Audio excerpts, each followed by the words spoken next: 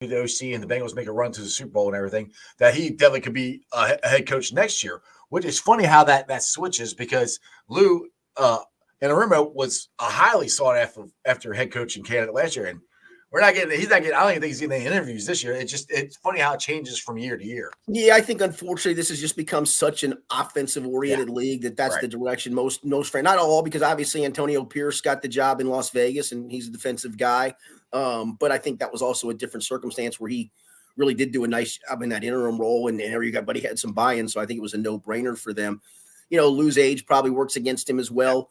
And listen, if to your point of Philadelphia, I think losing the two coordinators was significant. And I read a national piece late in the season.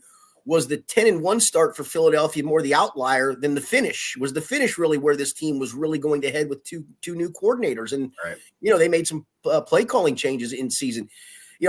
I think it would be very impactful if this team lost both coordinators. Now, it's less impactful because, again, Dan Pitcher's been a big part of what they've done offensively, and that should seem like a very seamless move, especially because he doesn't have that play caller role. It's not like you're replacing the coordinator and the play caller. And listen, don't get me wrong. Brian Callahan had a huge role. He was a red zone guy. He was a big part of developing game plans.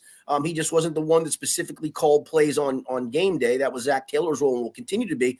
But, yeah, I think that's a more seamless transition to move Dan Pitcher into that role than if you lost a play caller coordinator and then lost your defensive coordinator on top of it. I think that would be a big shoes to fill in one off season. Well, losing your